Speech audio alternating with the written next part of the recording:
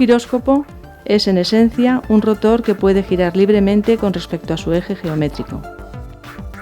Cuando está montado en una suspensión cardán, un giróscopo puede tomar cualquier orientación, pero su centro de masas debe permanecer fijo en el espacio. El rotor está constituido por un disco que gira en torno a un eje principal de inercia, el cual reposa en el marco interior del cardán. Este marco, a su vez, está conectado con el marco exterior llamado semianillo del cardán, mediante otro eje que permite su rotación. Finalmente, el semianillo puede girar alrededor de un eje vertical, que pasa por el soporte. En condiciones normales, los tres ejes, el de rotación,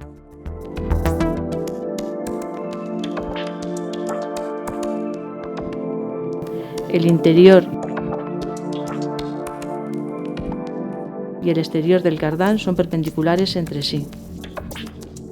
El sistema puede bascular libremente alrededor de estos tres ejes. Posee, por lo tanto, 3 grados de libertad. Los tres ejes se cortan en un solo punto, al que se hace coincidir con la mayor precisión posible con el centro de gravedad del sistema. El giróscopo se encuentra entonces en equilibrio indiferente. La masa oscilante del giróscopo la constituyen el disco y las 4 pesas.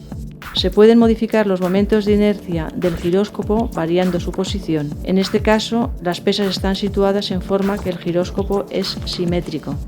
El reparto de las masas es simétrico respecto al eje de rotación. También se pueden atornillar pesas adicionales en el marco interior del cardán, en la zona de intersección con el eje de rotación. Estas pesas adicionales no participan en la rotación alrededor del eje del giróscopo y no afectan al momento de inercia respecto a su eje. En algunas experiencias es necesario sujetar de forma elástica el eje del giróscopo en una posición de equilibrio determinada o en un plano determinado. Esto se realiza con muelles dispuestos por pares y, dependiendo de los muelles, las fuerzas que se ejercen son distintas.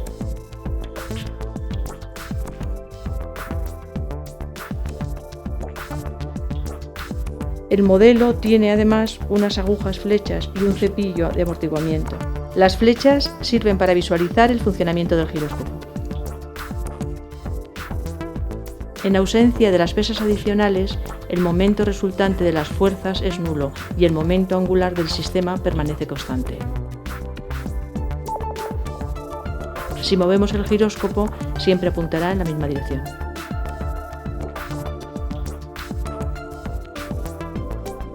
Si añadimos las pesas, el momento del giróscopo ya no es nulo y el momento angular experimenta un cambio con el tiempo. Este cambio del momento angular siempre está en la dirección del momento. El movimiento del eje de rotación alrededor de un eje fijo debido al momento externo se conoce como movimiento de precesión. Además de este movimiento, el giróscopo puede realizar otro movimiento que se conoce con el nombre de movimiento de nutación. Mediante un ligero golpe sobre el eje de rotación se produce una nutación en el giróscopo no sometido a fuerzas externas. Se estudia la relación entre la frecuencia de precesión o de nutación y la frecuencia del giróscopo para distintos momentos de inercia. Los materiales que vamos a utilizar para la realización de la siguiente práctica son un giróscopo, un estroboscopio para medir la velocidad de rotación y un cronómetro. El estroboscopio trabaja con una bombilla de xenón y un interruptor de multiplicación. Con él medimos la velocidad de rotación en función de la frecuencia de emisión de flashes. Objetivos de la práctica. Primero, encontrar la relación existente entre la frecuencia de precesión y la velocidad angular del giróscopo. Segundo, encontrar la relación entre la frecuencia de nutación y la velocidad angular del giróscopo. Montaje y realización de la práctica. El giróscopo se monta sobre una superficie lisa y plana, asegurándonos que no se hallen masas suplementarias sobre los ejes o en el rotor. Este debe hallarse en posición de equilibrio indiferente en todas las direcciones y, por lo tanto, permanecer en cualquier posición sin oscilar. Para la determinación de la frecuencia de precesión se atornillan las masas suplementarias en el cojinete del eje del giróscopo. Colocamos 2 puertas conectadas al cronómetro en posición de 1/4 y en el giróscopo 2 flechas en posición de semieje para medir el tiempo que tarda el giróscopo en completar 1/4 de vuelta. Mediante la manivela de accionamiento se pone en movimiento el giróscopo. La velocidad angular se mide con el estroboscopio y la frecuencia de precesión con el cronómetro. Anotamos en una tabla el tiempo en segundos que tarda el giróscopo en dar un cuarto de vuelta debido a la precesión, y con el estroboscopio medimos simultáneamente en revoluciones por minuto la velocidad de rotación del disco. En la primera columna figura el tiempo en el cuarto de vuelta y en la segunda la velocidad de giro en revoluciones por minuto. Se observa que la velocidad del giróscopo disminuye y que el tiempo de un cuarto de vuelta también lo hace, es decir, que aumenta la velocidad de precesión.